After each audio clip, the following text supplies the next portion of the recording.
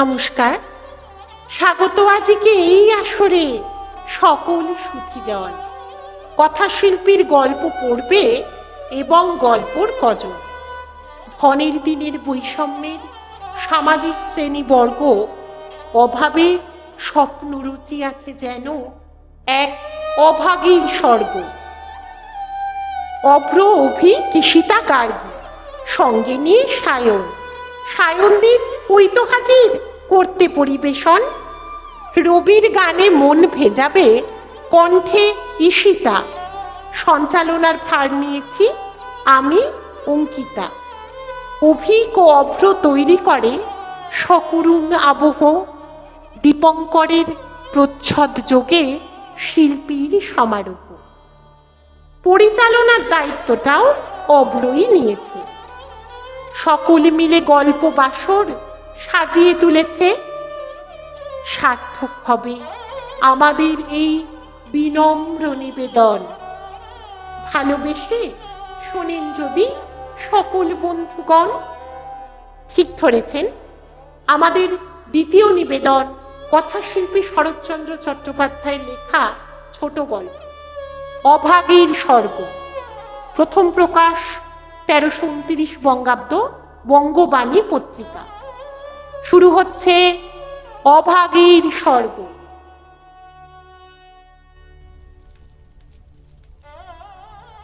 আগুনের পরশমণি ছোঁয়াও প্রাণে, এ জীবন পূর্ণ করো, এ জীবন পূর্ণ করো, এ জীবন পূর্ণ করো, এ জীবন পূর্ণ করো দহন দানে।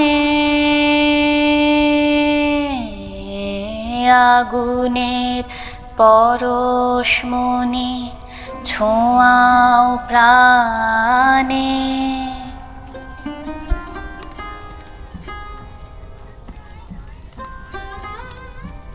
ঠাকুরদাস মুখার্জির বর্ষীয়সী স্ত্রী 7 দিনের জ্বরে মারা গেলেন।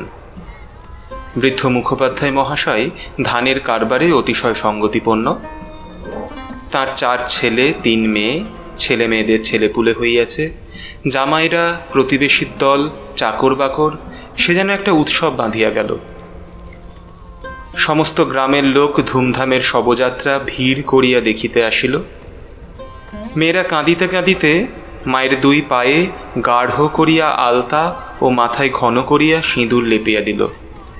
বধূরা ললাট চন্দনে চর্চিত করিয়া বহুমূল্য বস্ত্রে শাশুড়ির দেহ আচ্ছাদিত করিয়া দিয়া আঁচল দিয়া তাহার শেষ পদধূলি মুছাইয়া দিল।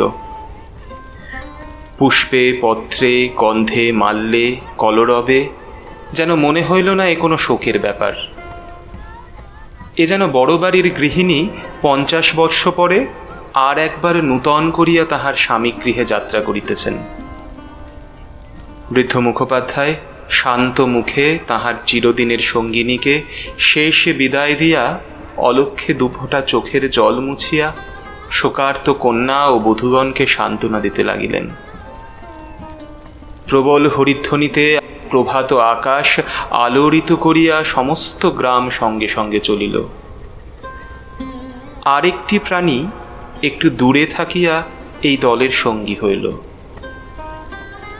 সে কাঙালির মা। সে তাহার কুটির প্রাঙ্গণের গোটা কয়েক বেগুন তুলিয়া এই পথে হাটে চলিয়াছিল। এই দৃশ্য দেখিয়া আর নড়িতে পারিল না। রহিল তাহার হাটে যাওয়া, রহিল তাহার আঁচলে বেগুন বাঁধা। সে চোখের জল মুছিতে মুছিতে সকলের পিছনে শ্মশানে আসিয়া উপস্থিত হইল। গ্রামের একান্তে গরুর নদীর তীরে শ্মশান। সেখানে পূর্বাহ্নেই কাঠের ভার, চন্দনের টুকরা, ঘৃত, মধু, ধূপ, ধূনা প্রভৃতি উপকরণ সঞ্চিত হইয়াছিল। কাঙালির মা ছোট জাত, দুলের মেয়ে বলিয়া কাছে যাইতে সাহস পাইল না। তফাতে একটা উঁচু ঢিপির মধ্যে দাঁড়াইয়া সমস্ত অন্ত্যেষ্টিক্রিয়া প্রথম হইতে শেষ পর্যন্ত উৎসুক আগ্রহে চোখ মেলিয়া দেখিতে লাগিল। প্রশস্ত ও পর্যাপ্ত চিতার পরে যখন সব স্থাপিত করা হইল, তখন তাহার রাঙা পা দুখানি দেখিয়া তাহার দু চক্ষু জুড়াইয়া গেল। ইচ্ছা হইল ছুটিয়া গিয়ে এক বিন্দু আলতা মুছাইয়া লইয়া মাথায় দেয়। বহু কণ্ঠের হরিধ্বনির সহিত পুত্রহস্তের মন্ত্রপুত অগ্নি যখন সংযোজিত হইল, তখন তাহার চোখ দিয়া ঝরঝর করিয়া জল পড়িতে লাগিল। মনে মনে বারংবার বলিতে লাগিল, ভাগ্যিমানি মা, তুমি স্বর্গে যাচ্ছ, আমাকেও আশীর্বাদ করে যাও। আমিও যেন এমনই কাঙালির হাতের আগুনটুকু পাই। ছেলের হাতের আগুন, সে তো সোজা কথা নয়। স্বামী, পুত্র, কন্যা, নাতি, নাতনি, দাস, দাসী, পরিজন, সমস্ত সংসার উজ্জ্বল রাখিয়া এই যে স্বর্গারোহণ দেখিয়া তাহার বুক ফুলিয়া ফুলিয়া উঠিতে লাগিল। এ সৌভাগ্যের সে যেন আর ইয়ত্তা করিতে পারিল না।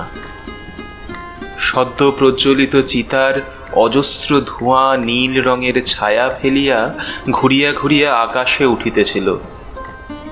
কাঙালির মা ইহারই মধ্যে ছোট একখানি রথের চেহারা যেন স্পষ্ট দেখিতে পাইল।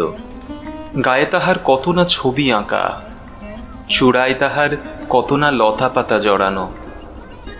ভিতরে কে যেন বসিয়া আছে। মুখ তাহার চেনা যায় না, কিন্তু সিঁথায় তাহার সিঁদুরের রেখা।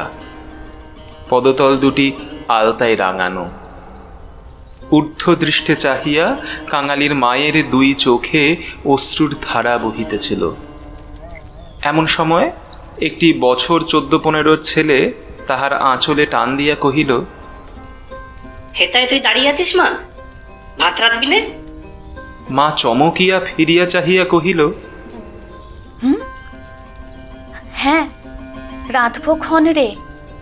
হঠাৎ উপরে অঙ্গুলি নির্দেশ করিয়া ব্যগ্র স্বরে কহিল, দেখ দেখ বাবা, বামুন মা ওই রথে চড়ে স্বর্গে যাচ্ছে। ছেলে বিস্ময়ে মুখ তুলিয়া কহিল, কই? ক্ষণকাল নিরীক্ষণ করিয়া শেষে বলিল, তুই খেপেছিস? ও তো ধোঁয়া। রাগ করিয়া কহিল, বেলা দুপুর বাজে, আমার খিদে পায় না বুঝি? এবং সঙ্গে সঙ্গে মায়ের চোখে জল লক্ষ্য করিয়া বলিল, বামুনদের গিন্নি মরছে, তুই কেন খেতে পড়িস মা? কাঙালির মার এতক্ষণে হুঁশ হইল। পরের জন্য শ্মশানে দাঁড়াইয়া এইভাবে অশ্রুপাত করায় সে মনে মনে লজ্জা পাইল। এমনকি ছেলের অকল্যাণের আশঙ্কায় মুহূর্তে চোখ মুছিয়া ফেলিয়া একটুখানি হাসিবার চেষ্টা করিয়া বলিল, কাঁদবো কিসের জন্যে রে? চোখে ধোঁ লেগেছে বই তো নয়। হ্যাঁ, ধো লেগেছে বই তো না, তুই কাঁদতেছিলি। মা আর প্রতিবাদ করিল না। ছেলের হাত ধরিয়া ঘাটে নামিয়া নিজেও স্নান করিল, কাঙালিকেও স্নান করাইয়া ঘরে ফিরিল। শ্মশান সৎকারের শেষটুকু আর তার ভাগ্যে ঘটিল না। সন্তানের নামকরণকালে পিতামাতার মূঢ়তায় বিধাতা পুরুষ অন্তরিক্ষে থাকিয়া অধিকাংশ সময় শুধু হাস্য করিয়াই ক্ষান্ত হন না, তীব্র প্রতিবাদ করেন। তাই তাহাদের সমস্ত জীবনটা তাহাদের নিজের নামগুলাকেই যেন আমরণ ভ্যাংচাইয়া চলিতে থাকে। কাঙালির মার জীবনের ইতিহাস ছোট, কিন্তু সেই ছোট্ট কাঙাল জীবনটুকু বিধাতার এই পরিহাসের দায় হইতে অব্যাহতি লাভ করিয়াছিল। তাহাকে জন্ম দিয়া মা মরিয়াছিল। বাপ রাগ করিয়া নাম দিল অভাগী। মা নাই। বাপ নদীতে মাছ ধরিয়া বেড়ায়। তাহার না আছে দিন, না আছে রাত। তবু যে কি করিয়া ক্ষুদ্র অভাগী একদিন কাঙালির মা হইতে বাঁচিয়া রহিল, সে এক বিস্ময়ের বস্তু। যাহার সহিত বিবাহ হইল তাহার নাম রসিক বাঘ। বাঘের অন্য বাঘিনী ছিল। ইহাকে লইয়া সে গ্রামান্তরে উঠিয়া গেল। অভাগী তাহার অভাগ্য ও শিশুপুত্র কাঙালিকে লইয়া গ্রামেই পড়িয়া রহিল। তাহার সেই কাঙালি বড় হইয়া আজ 15 পা দিয়াছে। সবেমাত্র বেতের কাজ শিখিতে আরম্ভ করিয়াছে। অভাগীর আশা হইয়াছে আরও বছরখানেক তাহার অভাগ্যের সহিত জুঝিতে পারিলে দুঃখ ঘুচিবে। এই দুঃখ যে কি, যিনি দিয়াছেন তিনি ছাড়া আর কেহই জানে না। কাঙালি পুকুর হইতে আঁচাইয়া আসিয়া দেখিল তাহার পাতের ভুক্তাবশেষ মা একটি পাত্রে ঢাকিয়া রাখিতেছে। আশ্চর্য হইয়া জিজ্ঞাসা করিল, তুই খেলি না মা? বেলা গড়িয়ে গেছে বাবা, এখন আর খিদে নেই। ছেলে বিশ্বাস করিল না, বলিল, না, খিদে নেই বই কি, কই দেখি তোর হাঁড়ি। এই ছলনায় বহুদিন কাঙালির মা কাঙালিকে ফাঁকি দিয়া আসিয়াছে। সে হাঁড়ি দেখিয়া তবে ছাড়িল। তাহাতে আর একজনের মতো ভাত ছিল। তখন সে প্রসন্ন মুখে মায়ের কোলে গিয়া বসিল।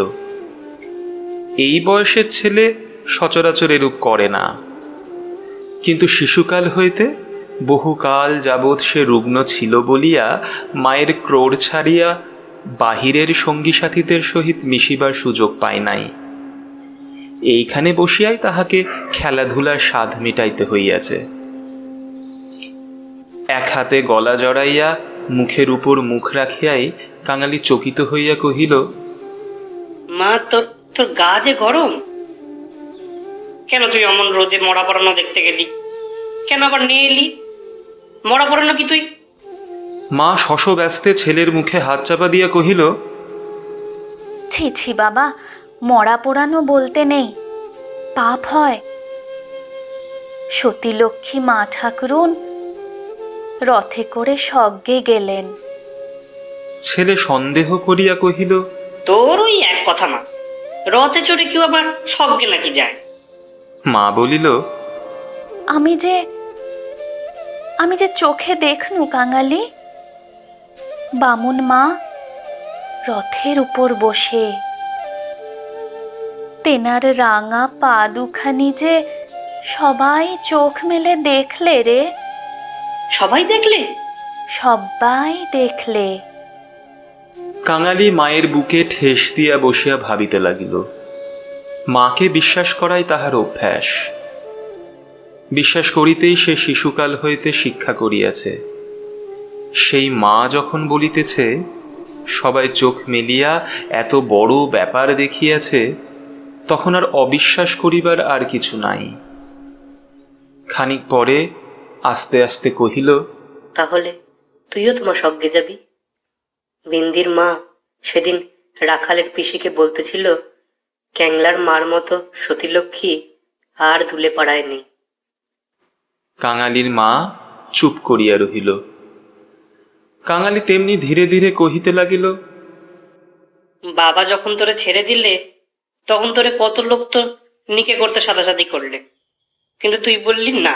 না, কাঙালি বাঁচলে আমার দুঃখ ঘুচবে। আবার নিকে করতে যাব কিসের জন্যে? হ্যাঁ মা, তুই নিকে করলে আমি কোথায় থাকতুম? আমি হয়তো না খেতে পেয়ে এতদিনে কবে মরে যেত। মা ছেলেকে দুই হাতে বুকে চাপিয়ে ধরিল। বস্তুত সেদিন তাহাকে এ পরামর্শ কম লোকে দেয় নাই, এবং যখন সে কিছুতেই রাজি হইল না, তখন উৎপাত উপদ্রবও তাহার প্রতি সামান্য হয় নাই। সে কথা স্মরণ করিয়া অভাগীর চোখ দিয়া জল পড়িতে লাগিল। ছেলে হাত দিয়া মুছাইয়া দিয়া বলিল, ক্যাথাটা পেতে দেবো মা শুবি? মা চুপ করিয়া রহিল। কাঙালি মাদুর পাতিল, কাঁথা পাতিল, মাচার উপর হইতে ছোট বালিশটি পাড়িয়া দিয়া হাত ধরিয়া তাহাকে বিছানায় টানিয়া লইয়া যাইতে মা কহিল, কাঙালি, আজ তোর আর কাজে গিয়ে কাজ নেই বাবা। কাজ কামাই করিবার প্রস্তাব কাঙালির খুব ভালো লাগিল, কিন্তু কহিল, জলপানির পয়সা দুটো তাহলে দেবে না মা? না দিককে, আয় তোকে রূপকথা বলি। আর প্রলুব্ধ করিতে হইল না। কাঙালি তৎক্ষণাৎ মায়ের বুক ঘেঁষিয়া শুইয়া পড়িয়া কহিল, হ্যাঁ বল তাহলে। রাজপুত্তুর, কোটালপুত্তুর আর সেই পক্ষীরাজ ঘোড়া। অভাগী রাজপুত্র, কোটালপুত্র আর পক্ষীরাজ ঘোড়ার কথা দিয়া গল্প আরম্ভ করিল। এ সকল তাহার পরের কাছে কতদিনের শোনা এবং কতদিনের বলা উপকথা। কিন্তু মুহূর্ত কয়েক পরে কোথায় গেল তাহার রাজপুত্র আর কোথায় গেল তাহার কোটালপুত্র, সে এমন উপকথা শুরু করিল যাহা পরের কাছে তাহার শেখা নয়, নিজের সৃষ্টি। জ্বর তাহার যত বাড়িতে লাগিল, উষ্ণ রক্তস্রোত তত দ্রুত বেগে মস্তিষ্কে বহিতে লাগিল, ততই সে যেন নব নব উপকথার ইন্দ্রজাল রচনা করিয়া চলিতে লাগিল। তাহার বিরাম নাই, বিচ্ছেদ নাই। কাঙালির স্বল্প দেহ বারবার রোমাঞ্চিত হইতে লাগিল। ভয়ে বিস্ময়ে পুলকে সে সজোরে মায়ের গলা জড়াইয়া তাহার বুকের মধ্যে যেন মিশিয়া যাইতে চাহিল। বাহিরে বেলা শেষ হইল, সূর্য অস্ত গেল, সন্ধ্যার ম্লান ছায়া গাঢ়তর হইয়া চরাচর ব্যাপ্ত করিল। কিন্তু ঘরের মধ্যে আজ আর দীপ জ্বলিল না। গৃহস্থের শেষ কর্তব্য সমাধা করিতে কেহ উঠিল না। নিবিড় অন্ধকারে কেবল রুগ্ন মাতার অবাধ কুঞ্জন নিস্তব্ধ পুত্রের কর্ণে সুধা বর্ষণ করিয়া চলিতে লাগিল। সে সেই শ্মশান ও শ্মশান যাত্রার কাহিনী, সেই রথ, সেই রাঙা দুটি পা, সেই তাঁর স্বর্গে যাওয়া। কেমন করিয়া শোকার্ত স্বামী শেষ পদধূলি দিয়া কাঁদিয়া বিদায় দিলেন, কি করিয়া হরিধ্বনি দিয়া ছেলেরা মাতাকে বহন করিয়া লইয়া গেল, তারপরে সন্তানের হাতের আগুন। সে আগুন তো আগুন নয় কাঙালি, সে তো হরি। তার আকাশ জোড়া ধুয়ো নয় বাবা, সেই তো স্বর্গের রথ। কালীচরণ বাবা আমার। কেন মা? তোর হাতের আগুন যদি পাই বাবা, বামুন মার মতো আমিও স্বর্গে যেতে পাবো। কাঙালি অস্ফুটে শুধু কহিল, যা বলতে। মা সে কথা বোধ করি শুনিতেও পাইল না। তপ্ত নিঃশ্বাস ফেলিয়া বলিতে লাগিল, ছোট জাত বলে তখন কেউ ঘেন্না করতে পারবে না, দুঃখী বলে কেউ ঠেকিয়ে রাখতে পারবে না। ইস,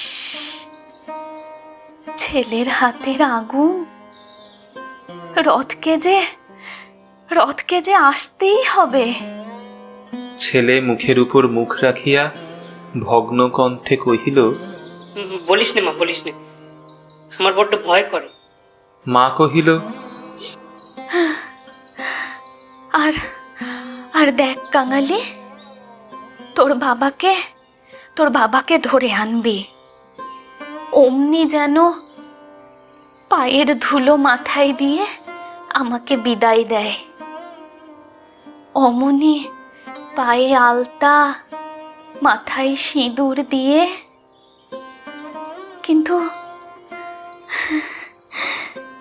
কিন্তু কে দেবে? তুই দিবি না রে কাঙালি? তুই আমার ছেলে, তুই আমার মেয়ে, তুই আমার সব। বলিতে বলিতে সে ছেলেকে একেবারে বুকে চাপিয়া ধরিল। অভাগীর জীবননাট্যের শেষ অঙ্ক পরিসমাপ্ত হইতে চলিল। বিস্তৃতি বেশি নয়, সামান্যই। বোধ করি 30টা বছর আজও পার হয়েছে কি হয় নাই, শেষও হইল তেমনি সামান্যভাবে। গ্রামে কবিরাজ ছিল না, ভিন্ন গ্রামে তাহার বাস। কাঙালি গিয়া কাঁদাকাটি করিল, হাতে পায়ে পড়িল, শেষে ঘটি বাঁধা দিয়া তাহাকে 1 টাকা প্রণামী দিল। তিনি আসিলেন না, গোটাচারেক বড়ি দিলেন। তাহার কত কি আয়োজন! খল, মধু, আদার সত্ত্ব, তুলসী পাতার রস।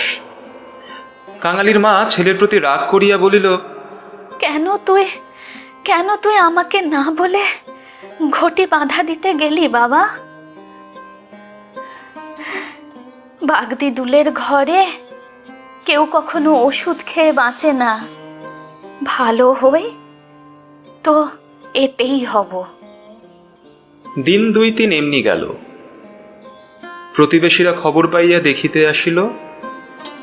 যে যাহা মুষ্টিযোগ জানিত, হরিণের শিং ঘষা জল গেঁটে কড়ি পুড়াইয়া মধুতে মারিয়া চাটাইয়া দেওয়া ইত্যাদি অপর্থ ওষুধের সন্ধান দিয়া যে যাহার কাজে গেল। ছেলে মানুষ কাঙালি ব্যতিব্যস্ত হইয়া উঠিতে মা তাহার কাছে টানিয়া লইয়া কহিল, কোবরেজের বড়িতে কাজ হলো না বাবা, আর ওদের ওষুধে কাজ হবে?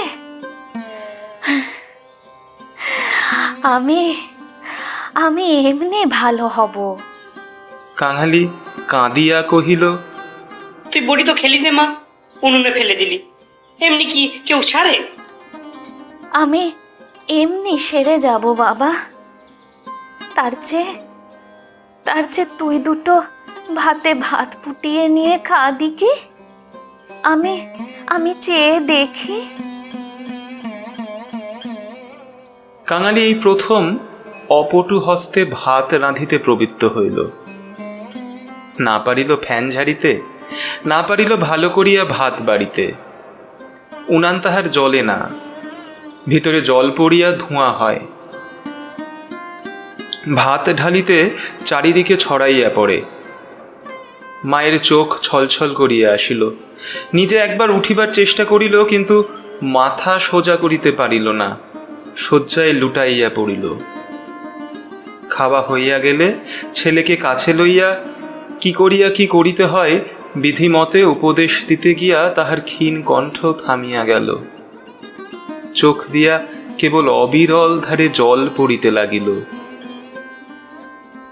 গ্রামের নাপিত নারী দেখিতে জানিত। পরদিন সকালে সে হাত দেখিয়া তাহারই সম্মুখে মুখ গম্ভীর করিল, দীর্ঘ নিঃশ্বাস ফেলিল এবং শেষে মাথা নাড়িয়া উঠিয়া গেল।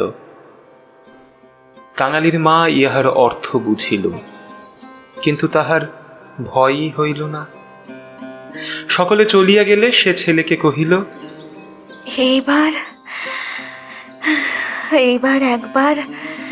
এইবার একবার তাকে ডেকে আনতে পারিস বাবা? কাকে মা? ওই যে রে, ও গাঁয়ে যে উঠে গেছে। কাঙালি বুঝিয়া কহিল, বাবাকে? অভাগী চুপ করিয়া রহিল। কাঙালি বলিল, সে আসবে কেন মা? অভাগীর নিজেরই যথেষ্ট সন্দেহ ছিল, তথাপি আস্তে আস্তে কহিল, গিয়ে বলবি মা শুধু একটু তোমার পায়ের ধুলো চায়। সে তখনই যাইতে উদ্যত হইলে সে তাহার হাতটা ধরিয়া ফেলিয়া বলিল, একটু কাঁদা কাটা করিস বাবা, বলিস মা যাচ্ছে। একটু থামিয়া কহিল, আর ফেরবার পথে অমনি নাপতে বৌদির কাছ থেকে একটু আলতা চেয়ে আনিস কাঙালি। আমার নাম করলেই সে দেবে। আমাকে সে বড্ড ভালোবাসে। ভালো তাহাকে অনেকেই বাসিত, জ্বর হওয়া অবধি মায়ের মুখে সে এই কয়টা জিনিসের কথা এতবার এত রকম করিয়া শুনিয়াছে যে সে সেইখান হইতে কাঁদিতে কাঁদিতে যাত্রা করিল। দেহ খানি তুলে ধরো, তোমার ওই দেবালয়ের প্রদীপ করো। আমার এই দেহ খানি তুলে ধরো, তোমার ওই দেবালয়ের প্রদীপ করো। নিশিদিন আলোক শিখা জ্বলুক গানে, নিশিদিন আলোক শিখা জ্বলুক গানে। আগুনের পরদিন রসিক দুলে সময় মতো যখন আসিয়া উপস্থিত হইল, তখন অভাগীর আর বড় জ্ঞান নাই। মুখের পরে মরণের ছায়া পড়িয়াছে। চোখের দৃষ্টি এ সংসারের কাজ সারিয়া কোথায় কোন অজানা দেশে চলিয়া গেছে। অভাগী কাঁদিয়া কহিল, মা গো, মা, বাবা এসছে, পায়ের ধুলো নেবে যে। মা হয়তো বুঝিল, হয়তো বুঝিল না, হয়তোবা তাহার গভীর সঞ্চিত বাসনা সংস্কারের মতো তাহার আচ্ছন্ন চেতনায় ঘা দিল। এই মৃত্যু পথযাত্রী তাহার অবশ বাহুখানি শয্যার বাহিরে হাত পাতিল। রসিক হতবুদ্ধির মতো দাঁড়াইয়া রহিল। পৃথিবীতে তাহারও পায়ের ধুলার প্রয়োজন আছে, ইহাও কেহ নাকি চাহিতে পারে তাহার কল্পনার অতীত। বিন্দির পিসি দাঁড়াইয়াছিল, সে কহিল, দাও বাবা, দাও একটু পায়ের ধুলো। রসিক অগ্রসর হইয়া আসিল। জীবনে যে স্ত্রীকে সে ভালোবাসা দেয় নাই, অসন বসন দেয় নাই, কোনো খোঁজ খবর করে নাই, মরণকালে তাহাকে সে শুধু একটু পায়ের ধুলা দিতে গিয়া কাঁদিয়া ফেলিল।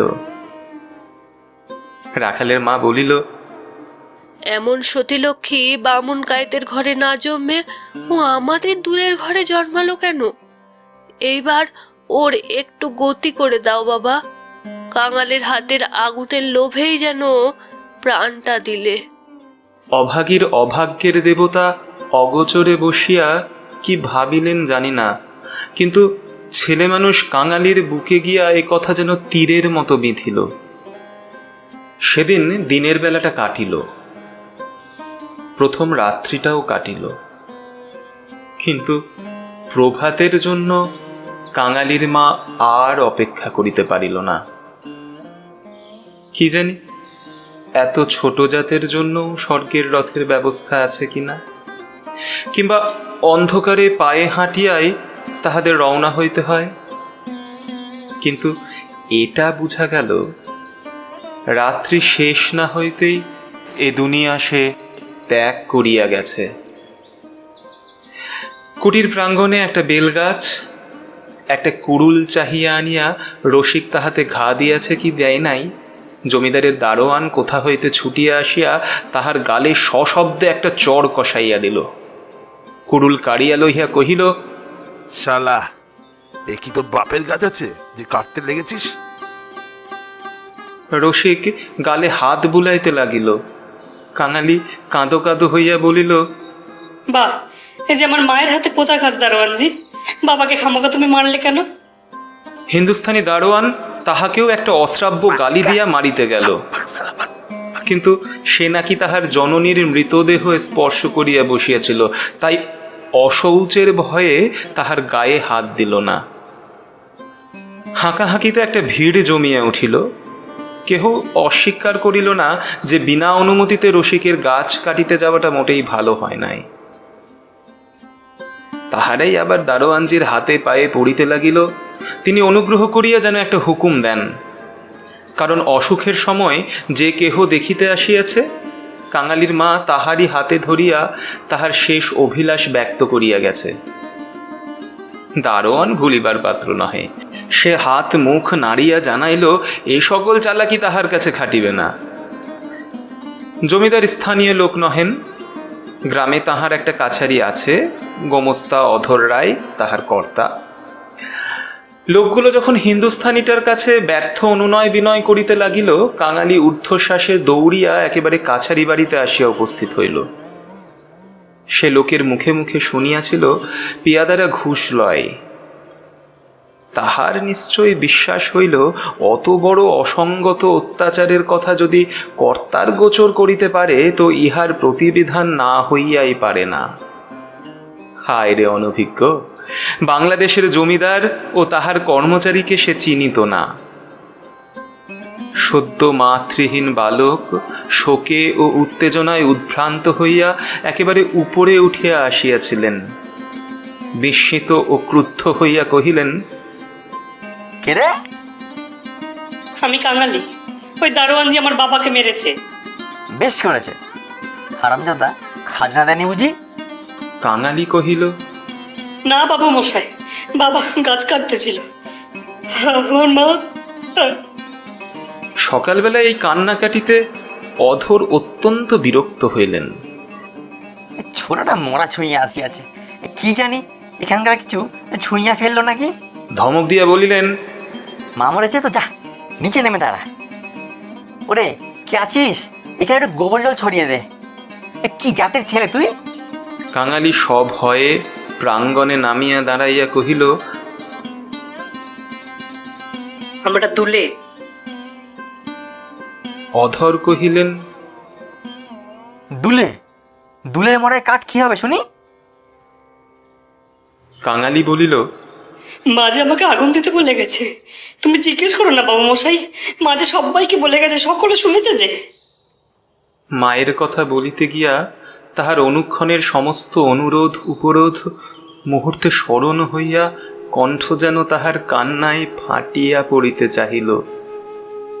অধর কহিলেন, মাকে পড়াবি তো গাছের দাম 5টা টাকা, আনগে পারবি? কাঙালি জানিত তাহা অসম্ভব। তাহার উত্তরীয় কিনিবার মূল্যস্বরূপ তাহার ভাত খাইবার পিতলের কাঁসিটি বিন্দির পিসি একটি টাকায় বাঁধা দিতে গিয়াছে। সে চোখে দেখিয়া আসিয়াছে, সে ঘাড় নাড়িল, বলিল না। অধর মুখখানা অত্যন্ত বিকৃত করিয়া কহিলেন, না তো মাকে নিয়ে নদীর চড়ায় পুঁতে ফেলে গেলে যা। কার বাবার কাছে তোর বাপ ক্রুল ঠেকাতে যায় রে, পাজি হতভাগা নাচ্ছার। কাঙালি বলিল, সে যে আমাদের উঠোনের গাছ বাবু মশাই, সে যে আমার মায়ের হাতে পোতা গাছ। হাতে পোতা গাছ? পারে বেটাকে গলা ধাক্কা দিয়ে বার করে দে। পাড়ে আসিয়া গলা ধাক্কা দিল এবং এমন কথা উচ্চারণ করিল যাহা কেবল জমিদারের কর্মচারীরাই পারে। কাঙালি ধুলা ঝাড়িয়া উঠিয়া দাঁড়াইল, তারপরে ধীরে ধীরে বাহির হইয়া গেল।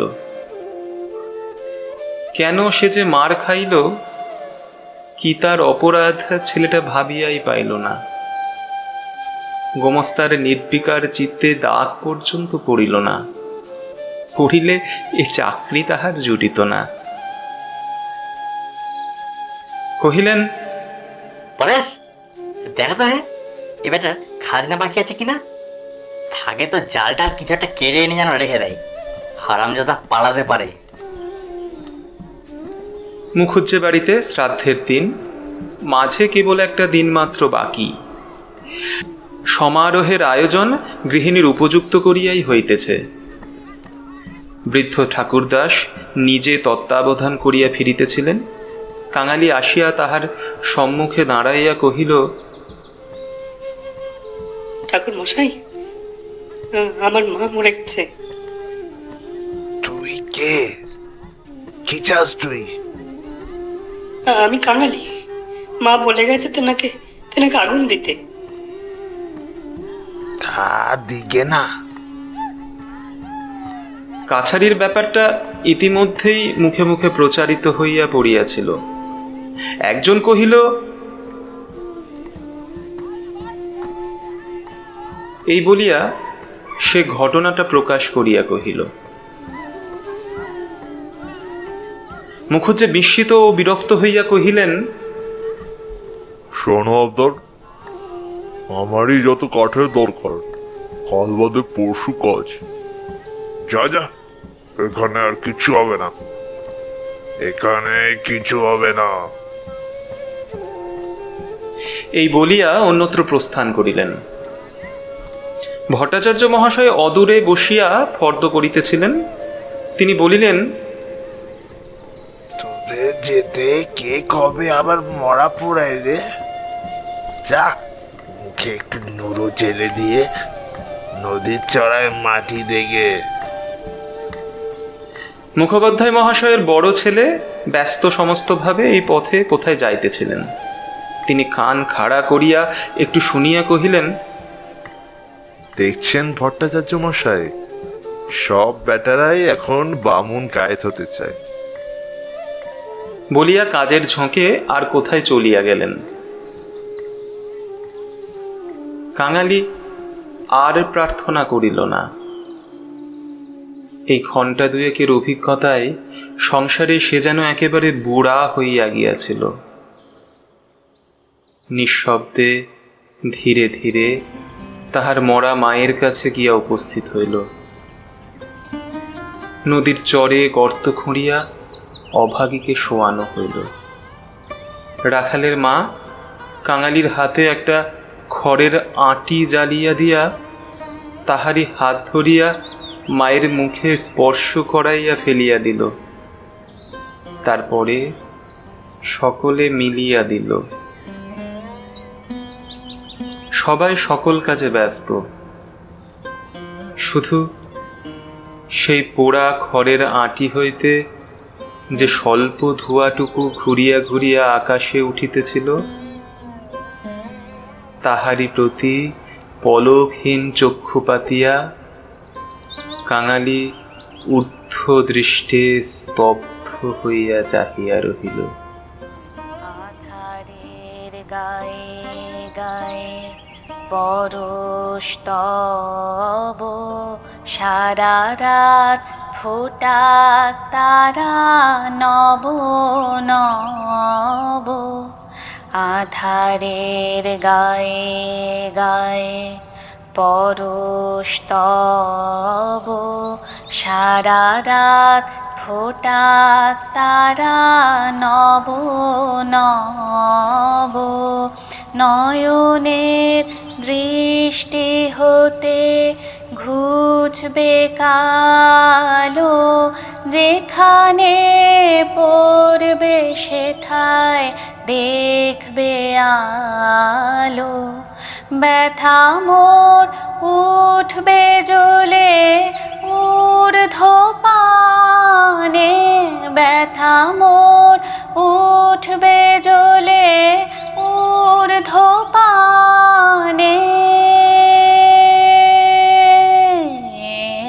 আগুনের পরশমণি ছোঁয়াও প্রাণে, এ জীবন পূর্ণ করো, এ জীবন পূর্ণ করো, এ জীবন পূর্ণ করো, এ জীবন পূর্ণ করো দহন দানে। আগুনের পরশমণি ছোঁয়াও প্রাণে।